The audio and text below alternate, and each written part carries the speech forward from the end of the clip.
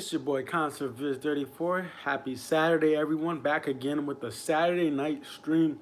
Thank you guys who've been watching the previous Saturday streams, and probably gonna try to keep this up as long as we got content, as long as we have things to talk about.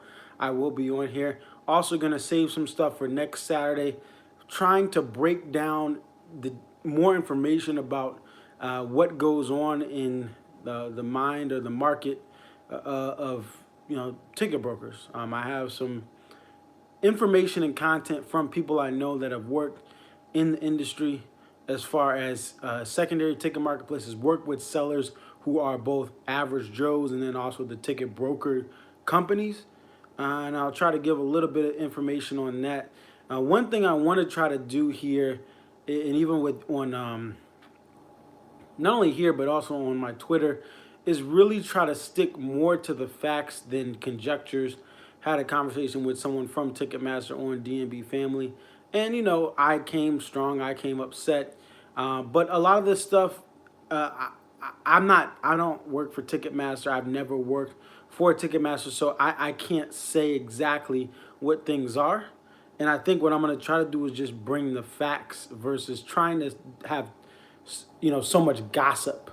I still will have speculation and just the realities of experiences of other companies that have, like for instance, Ticketmaster faced a lawsuit, and other companies that face lawsuits and how that impacts them, because that's one thing that you can't be denied. A lawsuit's not going to help business, even if you are, the main primary source for most venues. But anyway, I want to talk about the ticket process of how, the aftermath of people trying to get on sale tickets. I want to talk about some solutions to what Ticketmaster and Live Nation can do to have a better process. And then just want to talk a little bit at the end about some other just things about looking forward to the tour and what may be the best buys here. The first thing I want to talk about is the feast or famine nature of this on sale. You have venues like SPAC, Saratoga Springs Performing Arts, or Saratoga Performing Arts Center, Alpine Valley, the Gorge, Deer Creek, Hartford, Camden, and even Mansfield is somewhat in that status now because more seats disappeared overnight. But you have these venues that don't have any real good seats left, really, and they have some seats that are at the back of the venue or that are available, but they're at a platinum seat price. That is where people feasted on these shows. That's where the demand outweighs the supply, and that's part of the tour. And it's not shocking that SPAC and Alpine and Gorge, Deer Creek, Hartford, Camden, even Detroit and Riverbend, DTE and Clarkson, Michigan, and Riverbend out there between at the Ohio-Kentucky border on the Ohio River.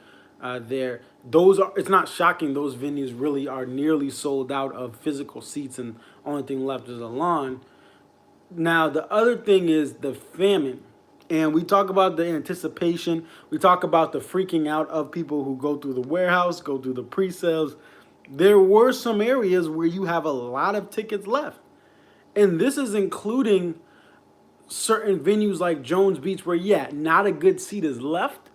But Jones Beach has a lot of upper level seats, and we'll talk about why that's the case in a moment when we talk about this platinum seating and this higher raised seating. But when you look at some of these venues, Birmingham, Alabama, Pensacola, Florida, Nashville, Tennessee was a shocker to me that they had uppers. Now I knew it was gonna still be popular in the lower level, but there's still lower level side stage seats. By the way, guys, if you're looking to go to Nashville or Nash Vegas or Smashville, whatever you call it, look and let's see, Patrick. Oh, Patrick. So hey, man, thank you for your service, Marine Corps Boot Camp, and best of luck, Patrick, for that process, and thank you for serving and protecting our country. Even though again you're going into just boot camp. But so you won't make Pittsburgh. Now, Patrick, I'll say this: Pittsburgh, it is tough. Pittsburgh's not being there, and Virginia Beach isn't there.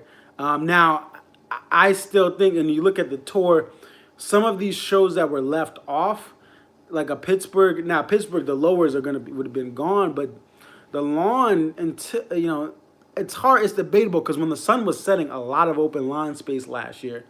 Um, and I think that people, if you were able to go, if you weren't in boot camp, the one thing I would, the one thing people, if you're in Pittsburgh, you can go to Ohio. You can go to Camden. I know it's a drive. It's getting over the Pennsylvania Turnpike is rough and treacherous, but there's other shows there that if you just drive a little or take a flight, you have deals for. But yeah, the Pittsburgh was taken out. And Nashville was to me again the shocker because I thought it would sell all the way out. But if you have look, if you want to go to Nashville, side stage is probably one of the best experiences I've had with a band that's unique. Elton John been side stage, Dave Matthews Band now in the upper, like really at the front of in Mohegan Sun, which is really a very low hanging upper deck. I've sat side stage for D&B. Very interesting, very cool to see what goes on. I've also been Billy Joel behind the stage, which is really, really cool. You actually get to see more behind the stage in an arena than you do in looking at from the front, unless you're in the first couple rows. But I've loved Lincoln Park, R.I.P. Chester Bennington. I sat side stage. I love side stages because it gives you a unique view. You get to see the band. You get to see some of the stuff from the side. Yeah, you don't see the visuals head on, but side stage is a really, really underrated seat at a venue. And I know, yes, sometimes there are props and things, but most times you can see through the stage at the side. Now, directly behind, sometimes there is equipment that blocks you. But side stage, if you're trying to go to Nashville, I would look at the side stage seats or wait till closer to the event to see what else comes with lowers. Jacksonville also was another show that tons of tickets.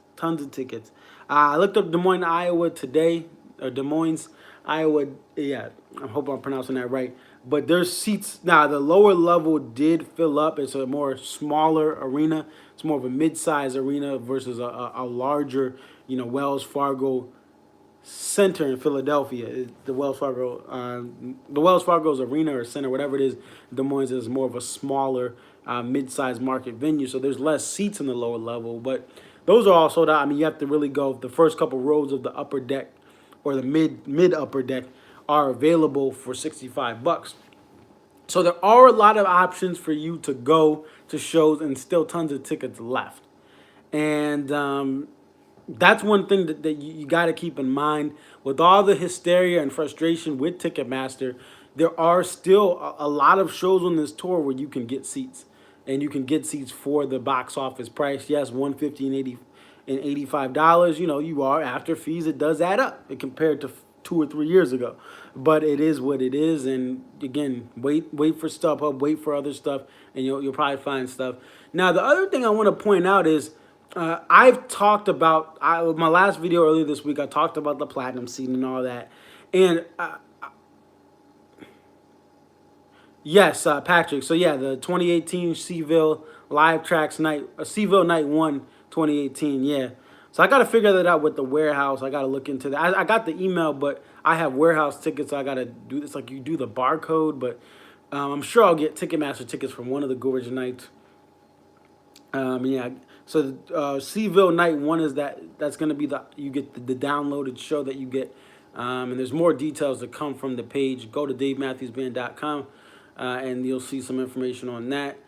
But the one thing I want to point out, I made conjectures about platinum seats. I made I had some thoughts and choice words for Ticketmaster, but at the same time, the reality is this: what doesn't lie is what I pointed out this week.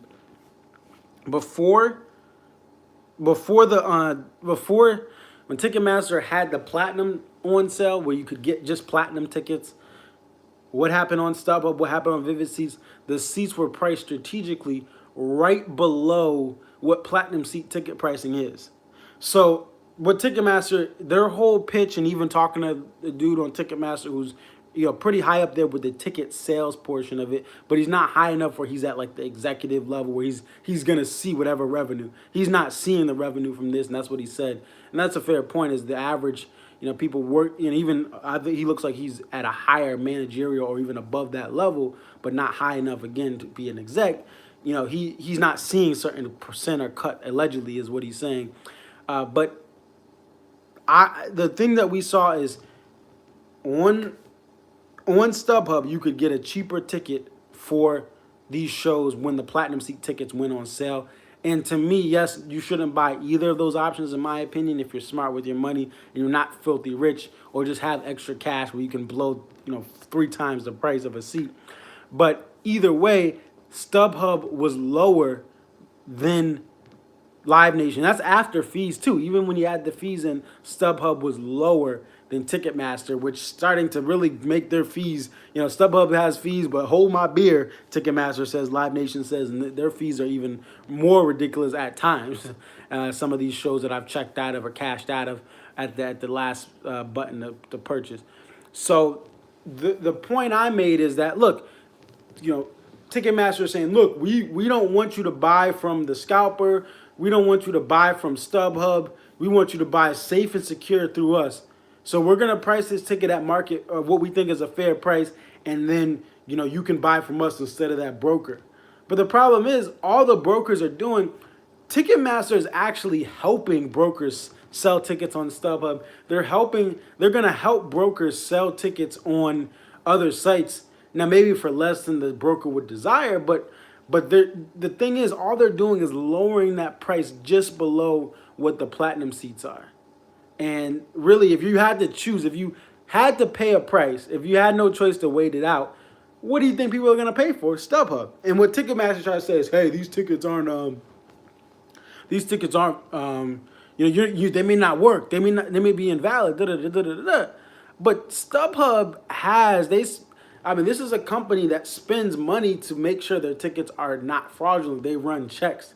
They scan IP addresses. Like, this isn't something where they're just some small business out working out of someone's house. Like, this StubHub prides itself when the Super Bowl, when all these seats were like speculatively listed or things fell apart in the market, a couple years ago they lost a significant amount of money to make sure that everyone got seats that were good. So I'm not gonna doubt StubHub. I would think it's less than a half of, it's well below 1% of orders you have an issue, and most times those are just people buying last minute or something that was just some other error. But it does happen. Sometimes they don't work, but these business marketplaces like StubHub, like Vivid Seats, if something doesn't work, they have options that same day. And if you get screwed over, you have a better chance of winning the lottery. And if you get screwed over, you're gonna get a refund. You're gonna get some compensation with the coupons, and they'll probably just give you something else, like a ticket to another show for free anyway. You can gouge them if you get rejected. So I don't buy this whole platinum seats safe secure. Look, if the platinum seats if your tickets are below StubHub, if they're at a fair marketplace, I would buy, because I buy through Ticketmaster, I buy through Ticketfly. When it's a nice fair price for a show, I buy directly from the primary. It's the easiest way to do it.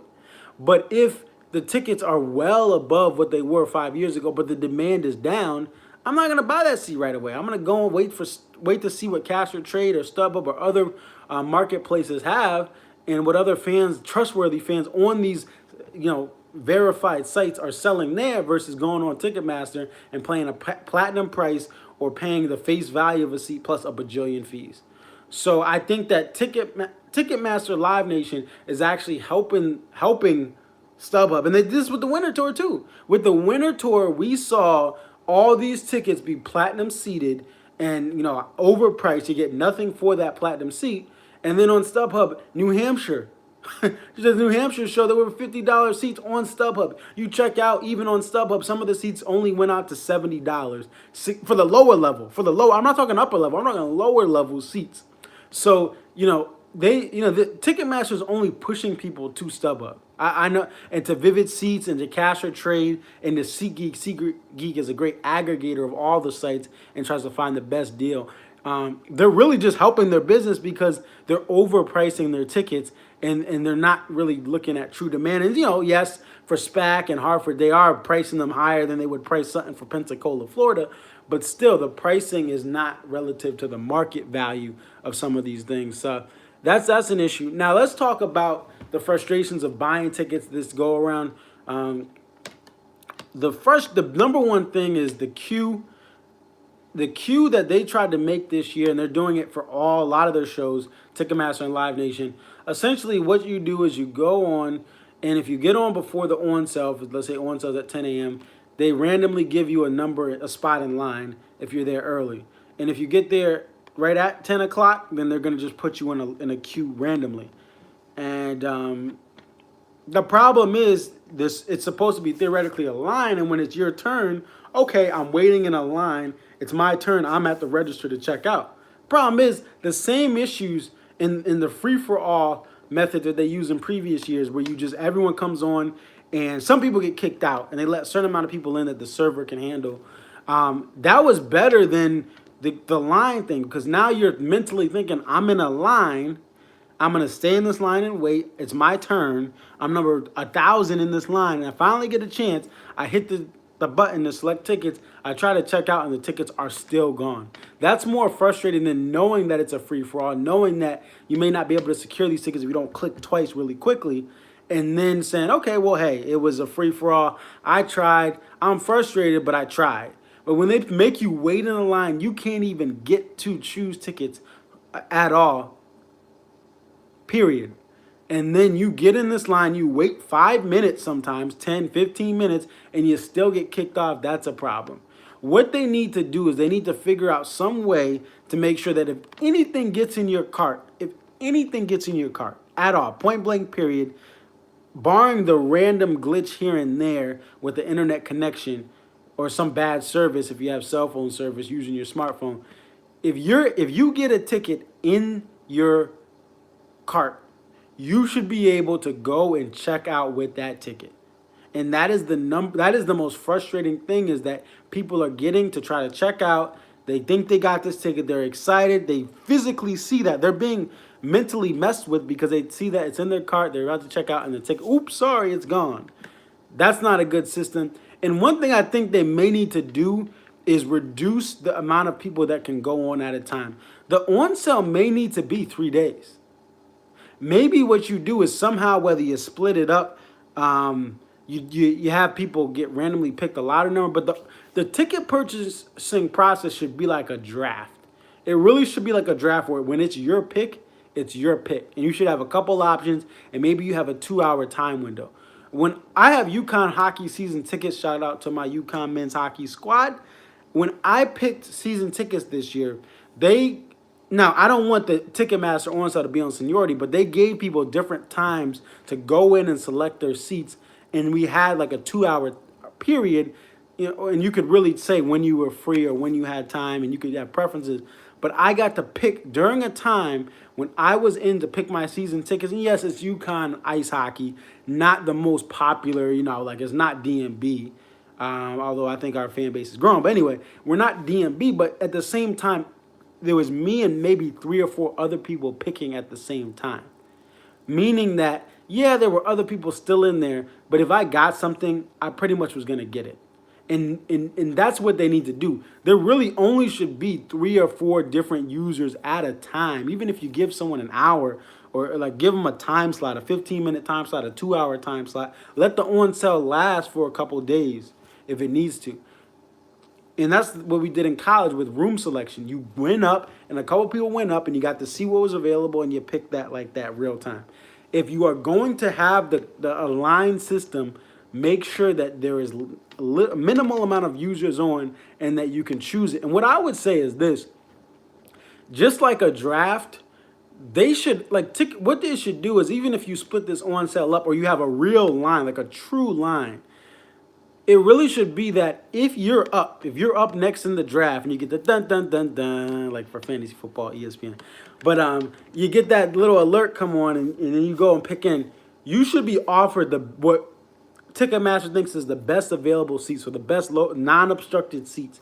You should be offered the best available seats, full view of the stage, and then you should have an option to buy it right away, to deselect it and to select anything in the back or a worse quality seat, a side obstructive view seat, or you should be able to pass.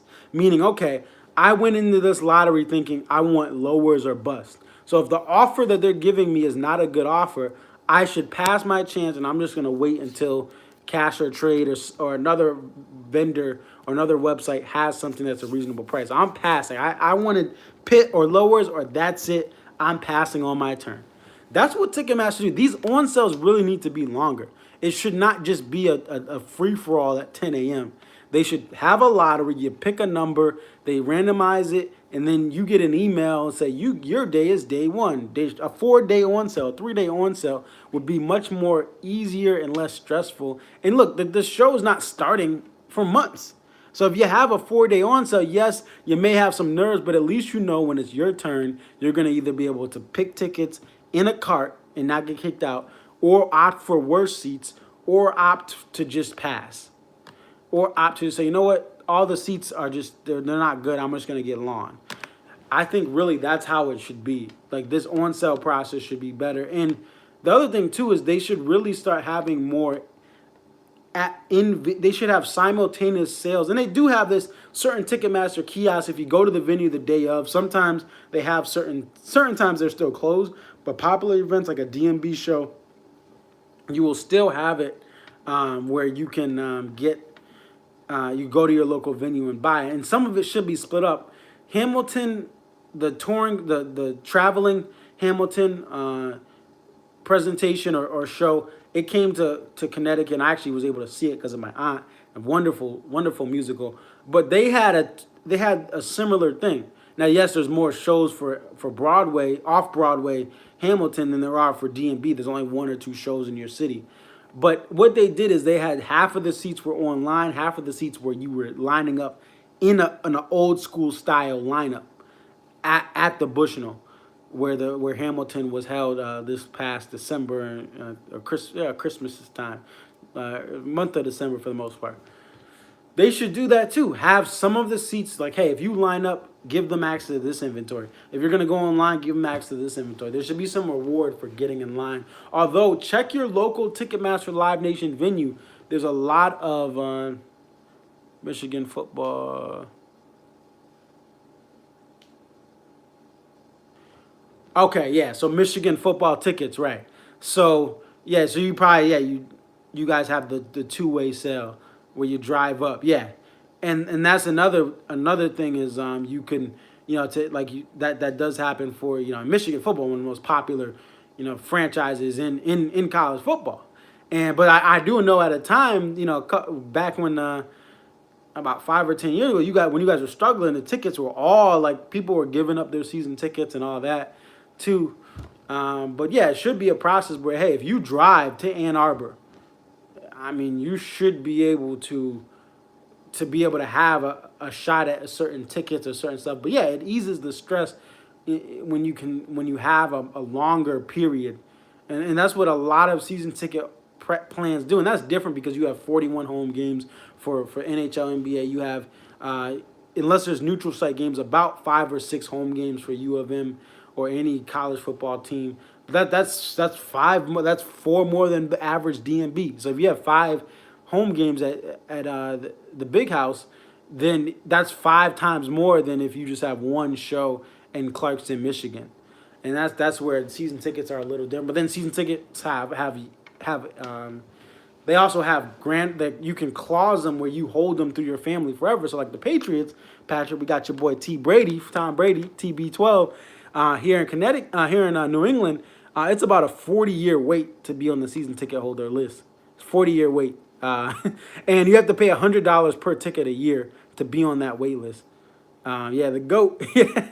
Although Mr. Kraft got in trouble, but I mean, I don't know, a little dangerous. He didn't cheat though. He didn't cheat, man. He was doing something that maybe not be ethical, but he didn't cheat. But anyway, and Patrick with the emoji. Yeah.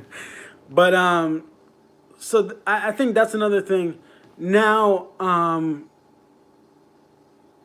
the one other thing I'll say, and I keep seeing this, is I'll talk more about this next week, but people are assuming, there's a lot of people coming up and they're getting on their soapbox and they're like, hey, you guys don't buy these platinum tickets. You hear? You hear, boy? I'll come down and shoot you, boy. Like, that's how they're like, don't buy those scalper tickets on StubHub. I'm yelling at a cloud. I'm an old man. People are saying like, hey, don't buy them. Don't buy them. You're encouraging the brokers. You're doing this, that.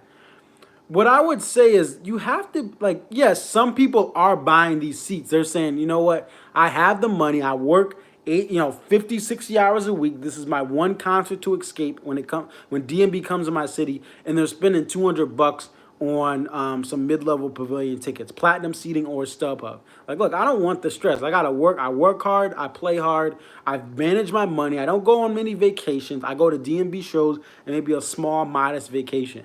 If you're a working American, you want to spend 200 on a show, and that's your one getaway a year from the kids, then I'm not gonna knock you. But I don't think many people are buying these broker tickets. But even so, nobody really knows unless you have the spreadsheets of sales from Ticketmaster or the actual, like StubHub, Vivid Seats, SeatGeek, etc.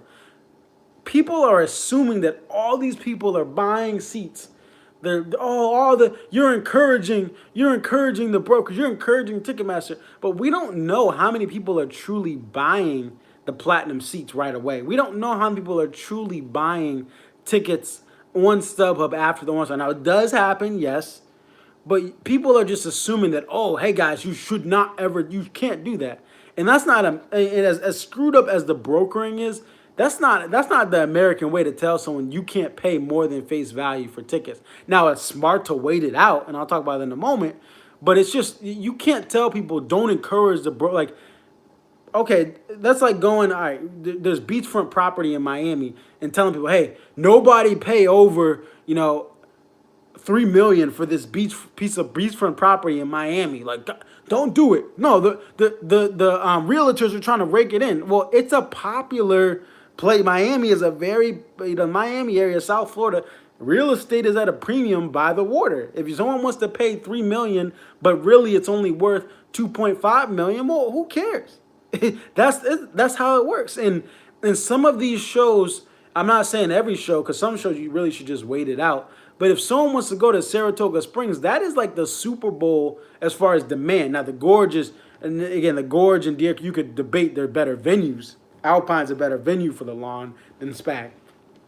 Gorge, Alpine, you could debate they're better than SPAC, experience-wise. But the sets and the proximity of if you get an in-seat, there's not a bad seat in SPAC, in my opinion. Some people are snobs. Oh, I'm really high up in the balcony, like whatever. But there's not a bad seat in SPAC. So if someone wants to pay if they see a broker has a ticket and they want to pay $200 for SPAC, that's their decision. Now, I would say try to wait it out, but at the same time, even closer to the event, it's literally impossible to get a face value SPAC ticket in cash or trade. Or like you have to really give someone like 5 pit tickets to another show. Or well, maybe I'm exaggerating, but if someone wants to, for a premium DMB show for the Gorge Saturday night or Gorge Sunday night, since it's night 3, if someone wants to pay over face, that's on them. But I really don't. People don't know how many people are buying. They can say they have hearsay. They see people commenting, but people who comment, those are only people who comment. You don't know how many people are not buying those tickets. And there's a lot of venues to buy from. So if 5 people from a forum are saying I buy from StubHub right after the on sale, if I don't get an on sale ticket, that's 5 people amongst 20 plus cities. So I just caution people to assume that all these people are buying seats. And what I'll talk about more next week is the thing is Ticketmaster can make things disappear. So can brokers. And we'll talk more about that next week about what I've chased tickets. I've tracked tickets down. I've literally seen baseball, concerts, hockey, football. I've seen tickets disappear from the site as if they sold a couple of days before the show.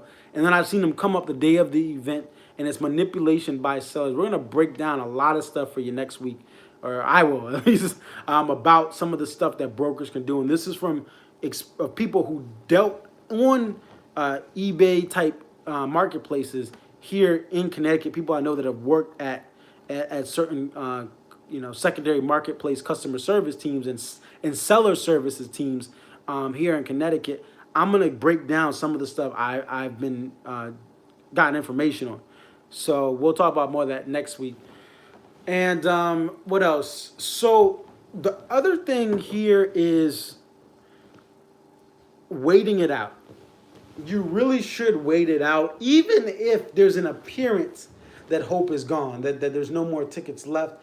Now, again, a Saratoga Springs is unique. A Deer Creek Night 2 is unique. Alpine Valley Night 2 is unique. But still, there are tickets that do pop up. Maybe not for SPAC, but Alpine Valley, Deer Creek night too. There will be stuff that comes up. You have to be ready. You have to be prepared that week of, but things will come available, and waiting it out is the key because again, you don't know what's going to be released by Ticketmaster. The warehouse releases tickets later in the year, closer to the show's instant ticketing. So it's not the end of the world if you don't get a ticket. And the best thing to do is to wait. A lot of the people too that are selling tickets right on StubHub, some of them necessarily don't have those seats just yet. They don't even own any tickets. They're going to wait till close to the event, buy tickets in the same row, and then deliver them to your order. Say, hey, I got tickets 2 rows closer. And they'll offer those to you, and you'll be like, well, are you going to say no? Right? You're going to get a 2-row upgrade, you're going to say no? Or you're going to accept them, especially if there's not other options left.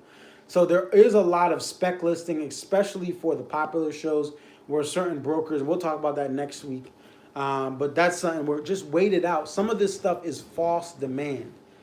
There will be tons of seats from Mansfield closer to the event every year. When that Friday, Saturday, when they do Mansfield, Hartford, there's a lot of seats. And even I was selling a single ticket the day of. My friend got 2 seats in the lower, closer, and I couldn't even sell my lower ticket for below face value the day of the show. So things do happen. Things do change. Be patient. Especially, again, the Pensacola's, the Birminghams, the Nashvilles. Nashville doesn't have a lot of lower seats left, but you better believe things are going to pop up close to the show because, again, the upper deck's not even sold out. People are really, brokers are buying up stuff. People have bought up stuff. Ticketmaster's removed some stuff to create a false demand, and things will get better closer. And here's the thing. If you live in markets like Birmingham or Pensacola or Nashville, I mean, unless you want Pitt and you got Pitt, really, these markets, you really don't even need to go on the on sale. You don't. I mean, the week of the event, Birmingham, Pensacola, Jacksonville, you're going to see seats below face value, or you're going to see seats on Ticketmaster that are at the fair price. And the platinum seats are going to be removed, and they're just going to be regular seats, just so they can sell them. So certain markets, you're better off just waiting closer to event time because, there is inventory up there, and people are going to have to get rid of it. So you really, really, really, certain markets, I would say over half the tour, there's still tickets left. Jones Beach, tons of tickets left. And I know it's a midweek show, but it's Long Island. I mean, a lot of people in D&B, they go to MSG every year, and, they played at the Coliseum a couple times and, filled up that place. A lot of D&B fans on Long Island and Jones Beach, there's tons of tickets left still. Now, yes, the closer seats are expensive, but there's still tickets left. And another thing I just want to reiterate is some people are frustrated about, I didn't get SPAC. I didn't get Deer Creek Night 2. Look, the reality is with these popular nights, I would call them the Super Bowl or the playoff type shows where you're going to get a unique set list every year. It's hard because season seats are a thing. And Saratoga Springs, if you didn't get SPAC seats, as frustrating as the process was this year, that's just the norm. A lot of these tickets are season seats. People donating $3, $4, $5,000 to the arts for the venue, for the actual artsy kind, like the ballets and the orchestral and choral arrangements that they have on certain nights. People are donating to that, and then they get dibs on night 2. Before they even go to the warehouse, a lot of that stuff sold out. So certain people that are upset, and you're at a more popular venue, a lot of that's because of the season seats. There's just a lot of those seats. Someone bought the entire season. They're taking a risk on the less popular shows for SPAC and Alpine and Deer Creek, and they just own the entire season. So they have those seats for every show.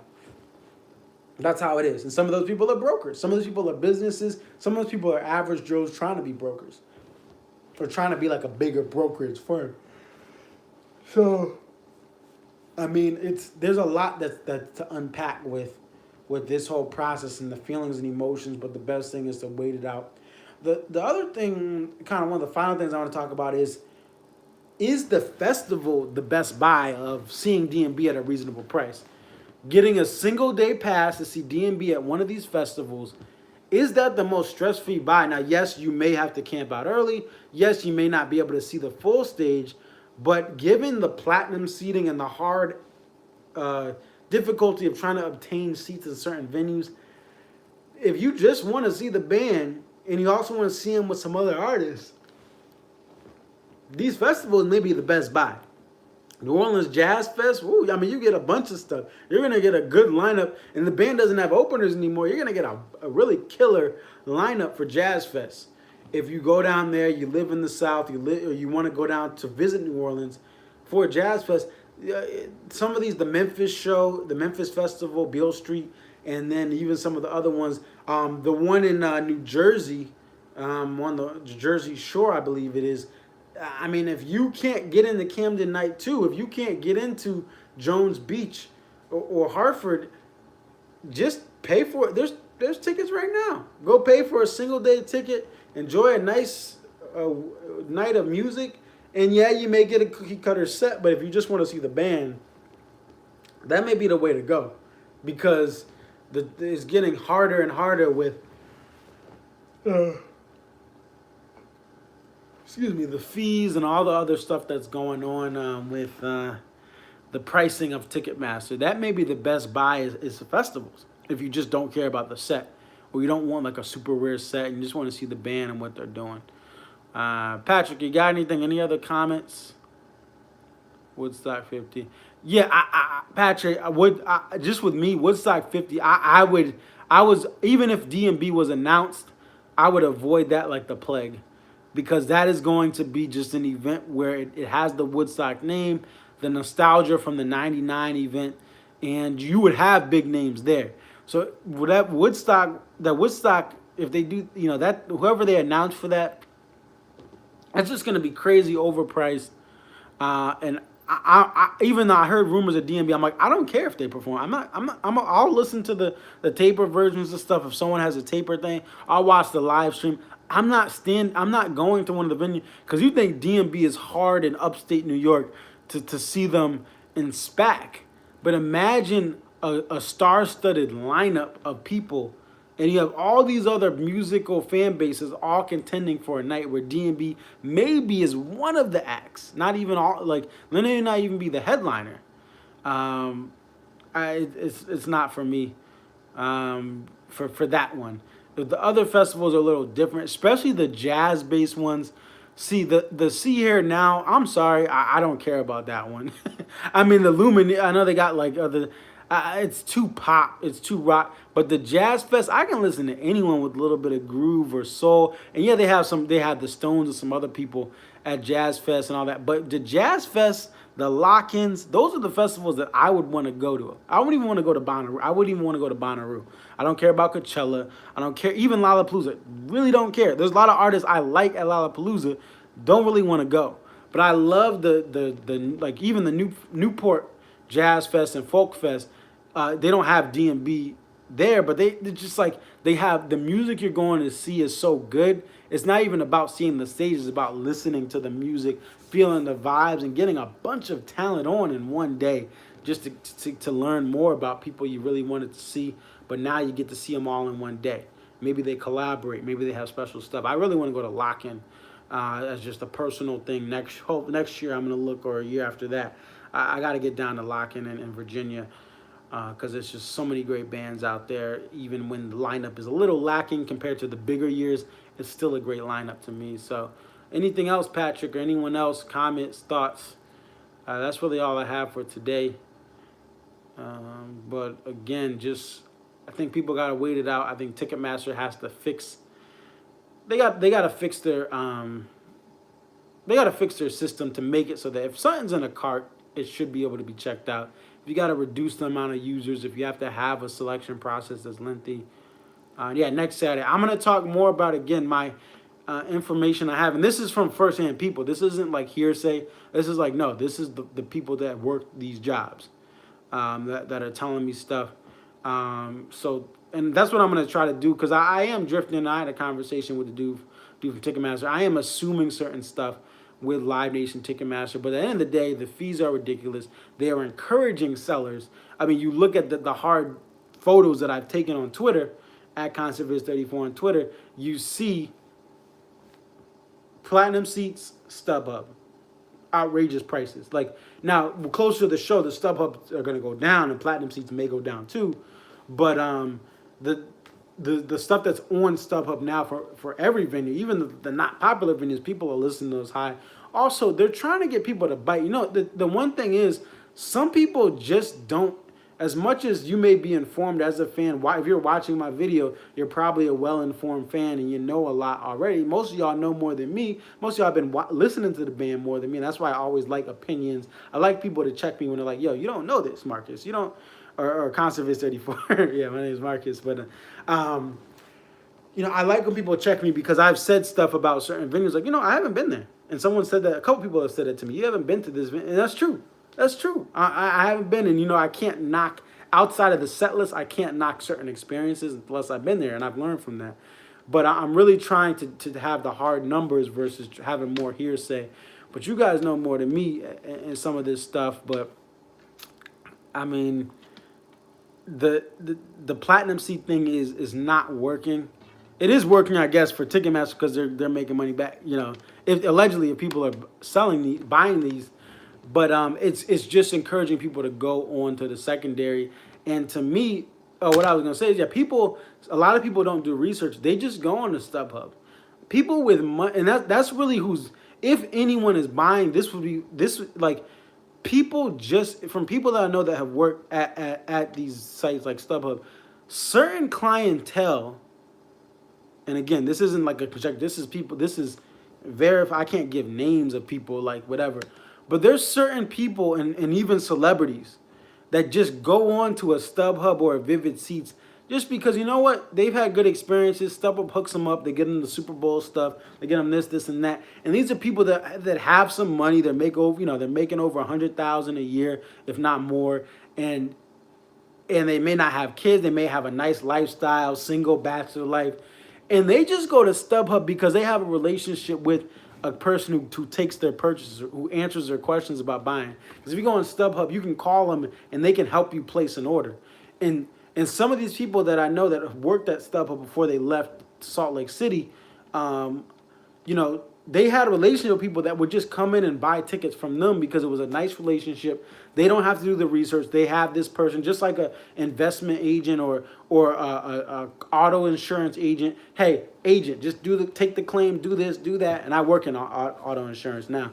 But it's like people just tell them they got a lot of money. They have a lot of, they got money to spend. They have power. They're executive. They're wealthy. But even, I mean, not filthy rich, but wealthy. And they're like, hey, take my money, get me some good seats. I trust you, Bob. I trust you, Bill, at StubHub, Vivid Seats, a local broker who has their own website and clientele. People do this, and that's the people that are buying for maybe not for DMB, but for the Stones, for U2, for some of these big popular acts that are like the best of the best all time. Springsteen, they're just throwing their money, and that's why brokers do it too, because they know that certain people just go through, hey, I got money, just give me the best seats. Celebrities do that. I don't have time. Give me the best seats to Beyonce. Go on StubHub, Joe. And I know people that have worked on these secondary sites, and they have, like, celebrities have bought from them, as they just have the money. So I think that's another thing. I'll talk more about that next Saturday. I want to save that just so I have content, even though I'm wasting some of it now. But I want to talk about more of the stuff behind the scenes of sellers, of the brokers, and some of the stuff that goes on and some of the stuff they do.